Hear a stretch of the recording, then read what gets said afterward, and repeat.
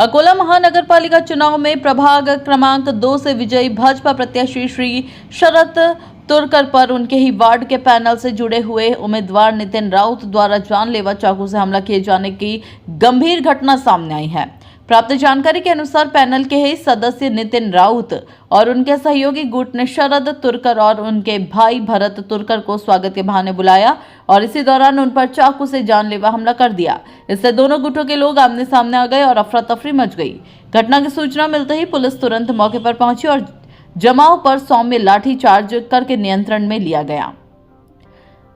हमले में घायल हुए लोगों को तत्काल जिला सरकारी अस्पताल में भर्ती कराया गया है, जहां उनकी हालत खतरे से बाहर है और उनका उपचार जारी है। फिलहाल इस पूरे मामले की आकोट फाइल पुलिस द्वारा गहन जांच की जा रही है। संबंधित आरोपियों पर अपराध दर्ज किया जा रहा है। पुलिस ने किसी भी अफवाह पर विश्वास नहीं करने को कहा है और जनता से अपील की है कि शांति बनाए रखें। चुनाव के बाद इस तरह की हिंसक घटना से अकोला शहर में दहशत और तनाव का माहौल बन गया है, जबकि पुलिस सभी पहलुओं को ध्यान में रखते हुए आगे की कार्रवाई कर रही है। आइए देखिए पूरी खबर विस्तार से। भारत संवाद के लिए अकोला महाराष्ट्र से संजय दास की खबर। एकच पक्षाचे दोन उमेदवार होते, त्यांचा एक जिंकला होता, एक पडला होता, तर त्यामुळे त्यांचा काही वाद झाला आणि ते जे त्यांनी त्यांचं काही मारण केली, तर त्यामुळे काही लोक जमले होते। त्याचा आता इथे ते दोन एकच पक्षाचे आहे, एक दोन ते मित्रच आहे आणि एक जिंकला एक हारला, त्यामुळे त्यांचा काही वाद झाला।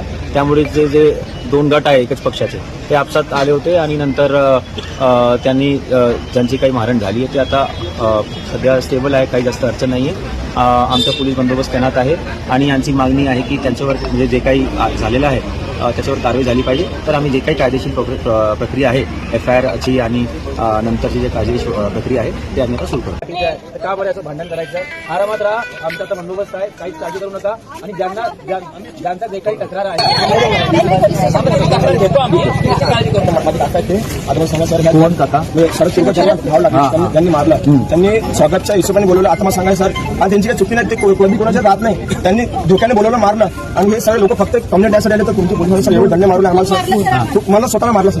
का बरं? आता सर तिथे आले आणि दारी मारायला लागली सर। बघतो मी आता तुम्ही फक्त त्यांना बोलवलं नाही, त्यांना असं वाईट वाटलं म्हणून याचा पण बघतो कोणी काय केलं आणि जे तक्रार आहे अगोदर तिथे द्या, बायांना मारले।